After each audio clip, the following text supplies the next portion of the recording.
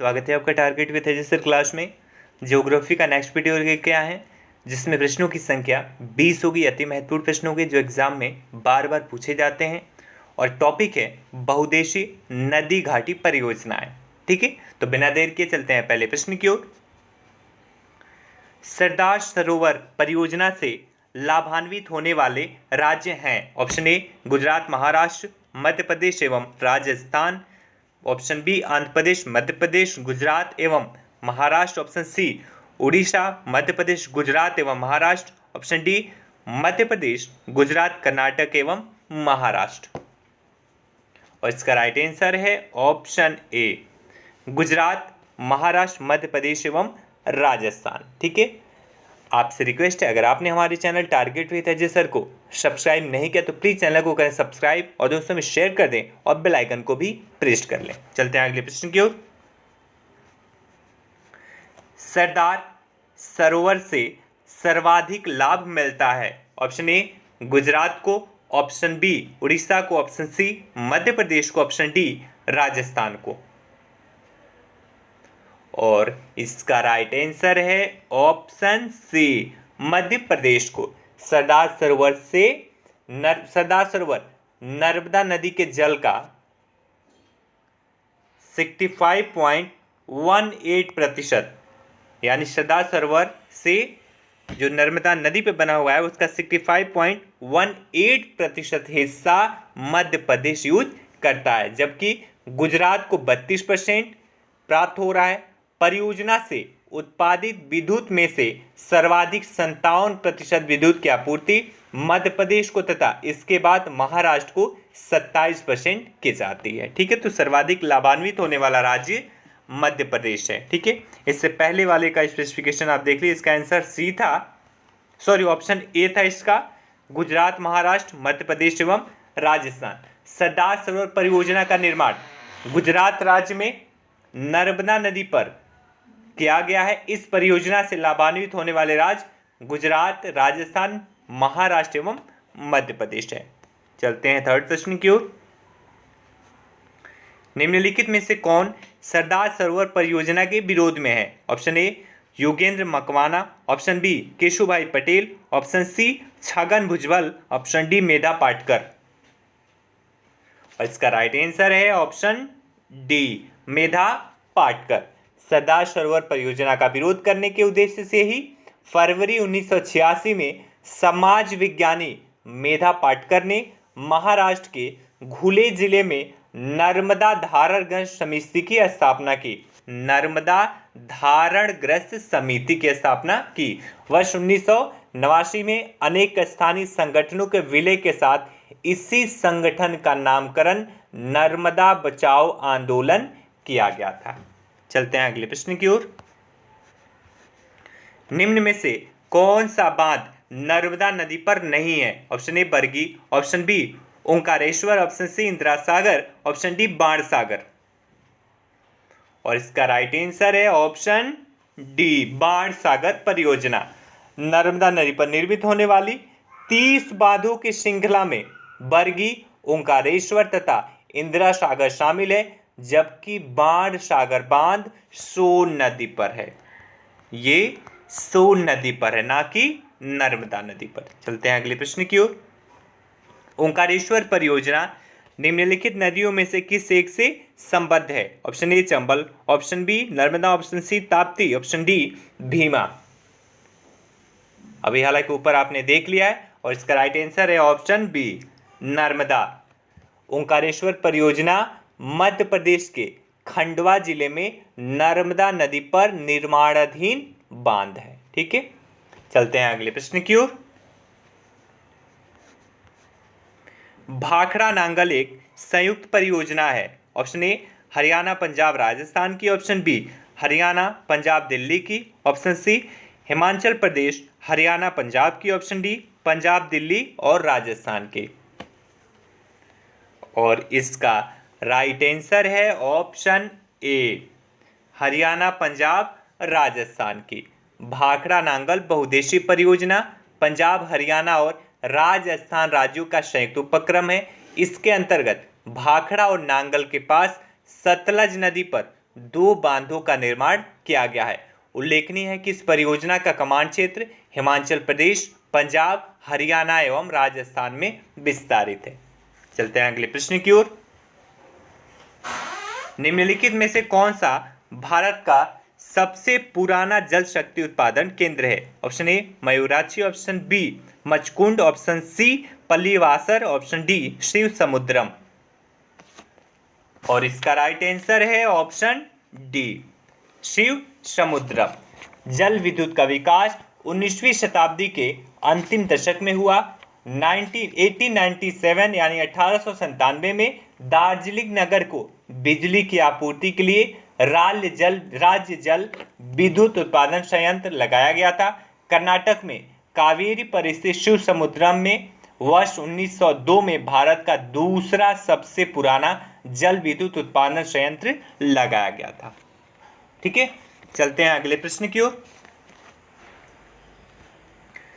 कावेरी नदी के जल बंटवारे का विवाद किन किन राज्यों से संबंधित है? ऑप्शन ए तमिलनाडु एवं तथा कर्नाटक, ऑप्शन बी तमिलनाडु, कर्नाटक एवं केरल, ऑप्शन सी तमिलनाडु, कर्नाटक, केरल तथा गुजरात, ऑप्शन डी तमिलनाडु, कर्नाटक, केरल तथा पुदुचेरी।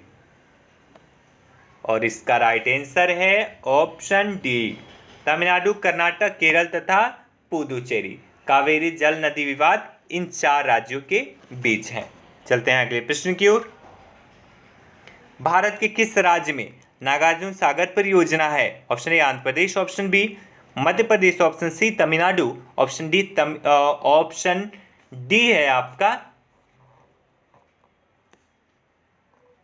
उत्तर प्रदेश। यहां पे उत्तर प्रदेश होगा। ठीक है,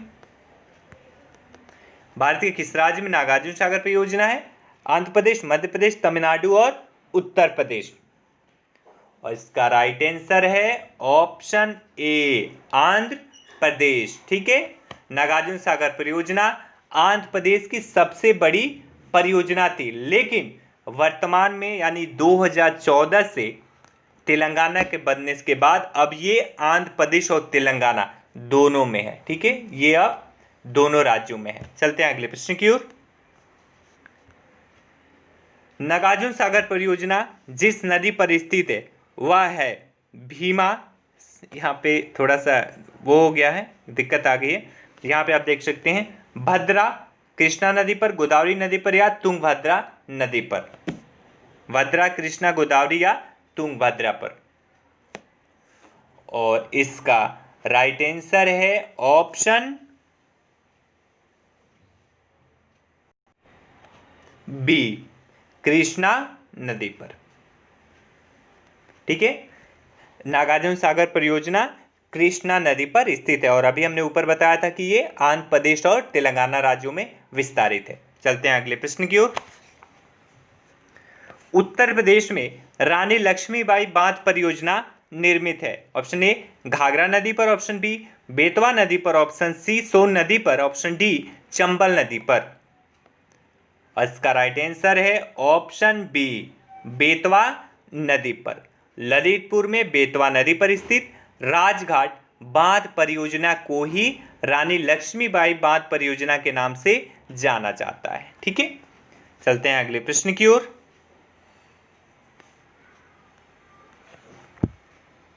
हीराकुंड बांध कौन सी नदी पर बनाया गया है? Option A Shivnath, option B Narmada, option C Mahanadi, option D Son नदी।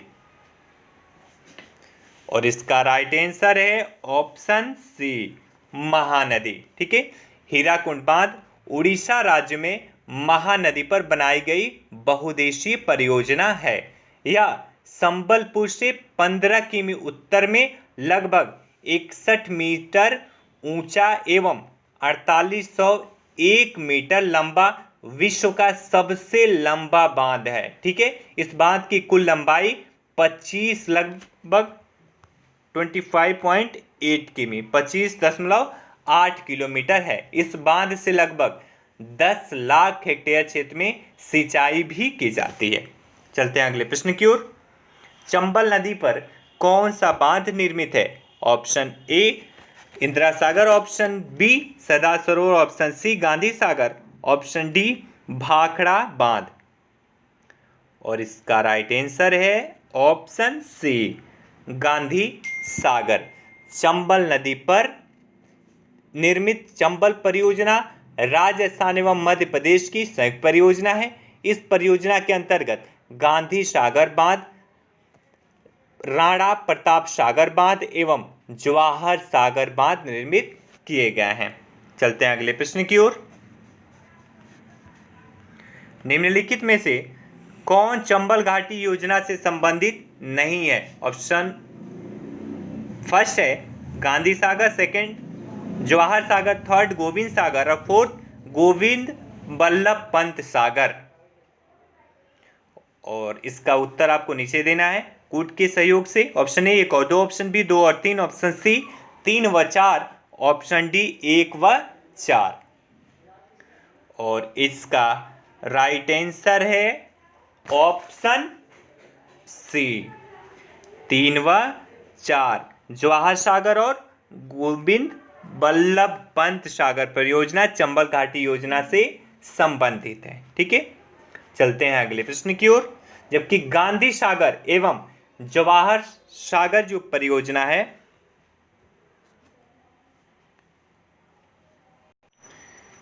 यानी 3 और 4, ये दोनों चंबल घाटी पे है, जबकि गोविंद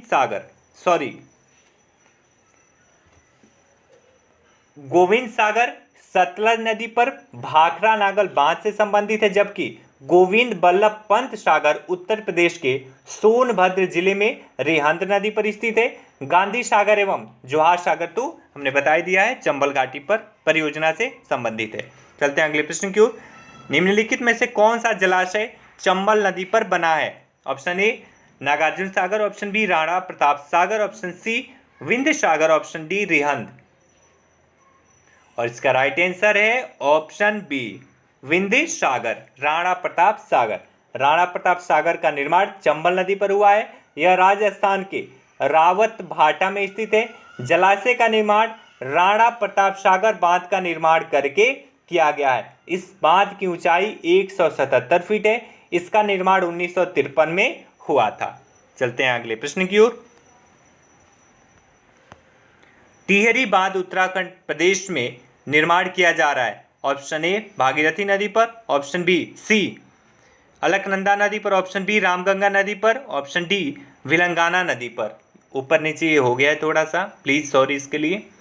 और इसका राइट आंसर है ऑप्शन ए भागीरथी नदी पर। टिहरी बांध परियोजना का निर्माण भागीरथी नदी पर भागीरथी और भिलंगाना के संगम के थोड़ा सा आगे उत्तराखंड के टिहरी जिले में किया गया है।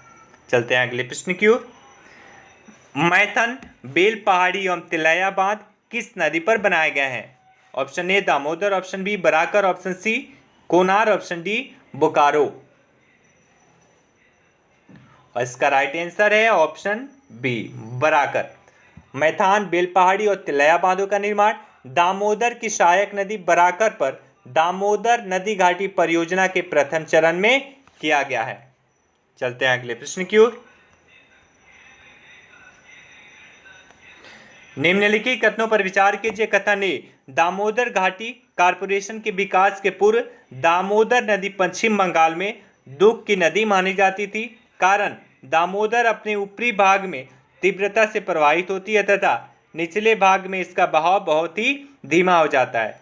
नीचे दिए कूट का सही सहायता से सही उत्तर चुनिए। ऑप्शन ए आर दोनों सही हैं, आर ए की सही व्याख्या है, बी ए आर दोनों सही है परंतु आर ए की सही व्याख्या नहीं है, ए सही है परंतु आर गलत है, ऑप्शन डी ए गलत है परंतु आर सही है। और इसका राइट आंसर है ऑप्शन ए आर दोनों सही हैं और आर ए की सही व्याख्या करता है। चलते हैं अगले प्रश्न की ओर। दामोदर घाटी निगम की स्थापना कब हुई थी? Option A 1945, option B 1946, option C 1947, option D 1948। और इसका राइट आंसर है ऑप्शन डी 1948। दामोदर घाटी की स्थापना दामोदर घाटी निगम अधिनियम 1948 की धारा 12 के तहत वर्ष 1948 में किया गया था। चलते हैं आखिरी प्रश्न की ओर। निम्नलिखित युग्मों में से कौन सा सही सुमेलित नहीं है? ऑप्शन ए मिदनापुर नहर, कंसावती नदी, option B Tawa project Krishna नदी, option C Mettur dam Kaveri नदी, option D Ukai project Tapi नदी। और इसका राइट आंसर है option B Tawa project Krishna नदी। Sorry, option B is the right, क्योंकि तवा प्रोजेक्ट तवा नदी पर है, ना कि कृष्णा नदी पर। ठीक है, बाकी के ये तीनों सही समय लेते हैं। 20 महत्वपूर्ण प्रश्न से आपको रिक्वेस्ट है आपसे कि जाते जाते वीडियो को लाइक कर दे, शेयर कर दें, और अगर आपने सब्सक्राइब नहीं किया तो प्लीज़ चैनल को कर लें सब्सक्राइब। कल इसका सेकेंड पार्ट बहुउद्देशीय नदी घाटी परियोजनाओं का किया जाएगा, जिसके प्रश्नों की संख्या 20 होगी। और आप हमारे Telegram channel target with Ajay को ज्वाइन कर सकते हैं, वहाँ पे आपको PDF मिल जाएगा। और 9910471615 पर आप हमें कॉन्टैक्ट कर सकते हैं। Thank you so much, have a good day, love you all.